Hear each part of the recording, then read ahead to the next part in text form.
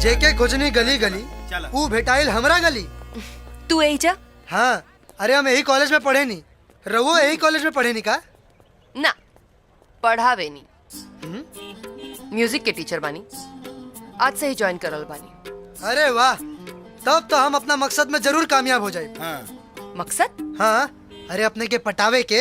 ए, तोहरा के वही दिन कहले रहनी कि आपन और हमार उम्र के फासला देख के बात करा।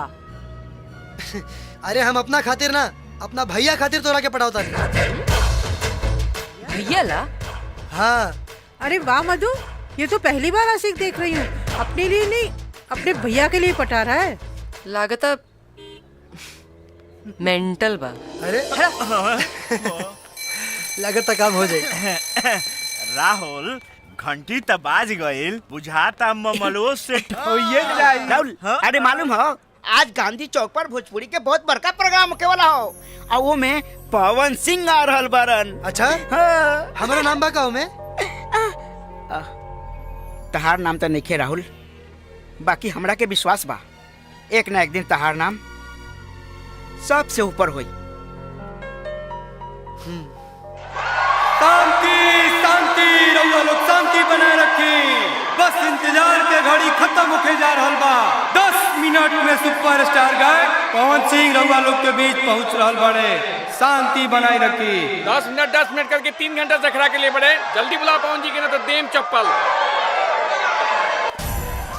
महेश भाई, पब्लिक जूता चप्पल फेंकता, पता करी पवन भाई कहाँ पहुंचल बड़े।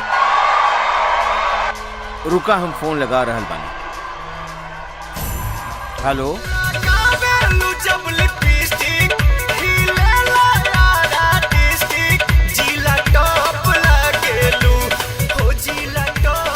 हाँ महेश भाई बोला। पवन जी कहाँ पहुँचनी? कहाँ का महाराज, हाजीपुर पुल पर जाम लगल रहे। हम मोतिहारी पहुँचे में अभी 3-4 घंटा और लगी। 3-4 घंटा और लगी?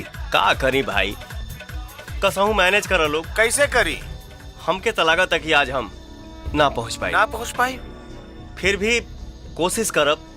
ना पहुंचल तो पब्लिक मार के मुँह आदि महेश भाई। अरे ए सर, अब मार खाए से अच्छा बा कि हमरा के स्टेज पे चढ़ा दी। जबले पवन भैया आई हैं तबले हम सब के जुरा के रखत आनी। हाँ सर, राहुल बहुत अच्छे सिंगर बारी। ई बानू अपने के यहाँ के पूरा पब्लिक के खुश कर दिए। हाँ। अच्छा तो ठीक बा, अगर पब्लिक जूता चप्पल मारी ओकर जिम्मेदार तू होखबा, बुझलो? रवा एकदम चिंता मत करी, हम सब संभाल ले। जा, ठीक बा। हाँ, तैयार होके जल्दी से आवो। ठीक बा। हाँ।